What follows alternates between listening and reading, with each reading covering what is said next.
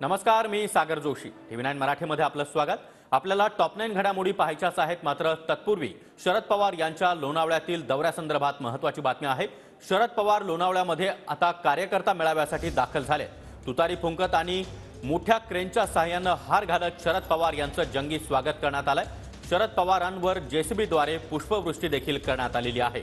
आणि आजच्या लोणावळ्यातील मेळाव्यामध्ये अजित पवार गटाचे 137 कार्यकर्ते आणि पदाधिकारी शरद पवार गटात परतणार आहेत. आणि याच पार्श्वभूमीवर आता शरद पवार यांचं जंगी स्वागत देखील करण्यात आलं. या संदर्भात अधिक माहिती देण्यासाठी आमचे प्रतिनिधी रणजित जाधव सध्या आपल्यासोबत आहेत. रणजित, शरद पवार यांचं तुतारी फुंकत आणि क्रेननं हार घालत जोरदार स्वागत करण्यात आलंय. सागर, वावळ लोकसभा मतदारसंघातील महत्वाचा मानला जाणारा हा जो लोणावळा भाग आहे, यामध्ये आज शरद पवार यांच्या उपस्थितीमध्ये जो आहे तो कार्यकर्ता संवाद मेळावा जो आहे तो पार पडतोय.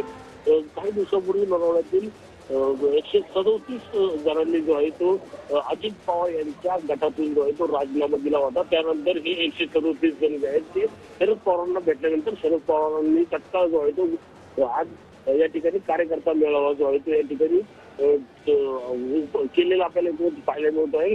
आज त्यात विशेष बाब पाहायला गेलं तर आज शरद पवारांसोबत जे आहे त्यांच्या प्रतिभाताई पवार जे आहेत ते त्यांच्या सोबत आहेत.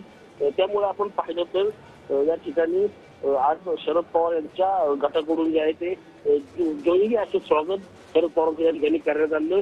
कुमार चौकामध्ये क्रेनवर लावलेला मोठा हार असेल किंवा तुतारी वाजवणारी माणसं असेल, ढोल ताशाच्या गजरात जो आहे तो येतं शरद पवार यांचं मोठ्या उत्साहामध्ये जे आहे ते स्वागत केलेलं आहे. आगामी लोकसभा निवडणुकीच्या पार्श्वभूमीवर शरद पवारांचा हा दौरा जो आहे तो महत्वाचा मानला जातो. कारण की या ठिकाणी मावळचे आमदार सुनील शेळके जे आहेत ते सध्याला आमदार आहेत.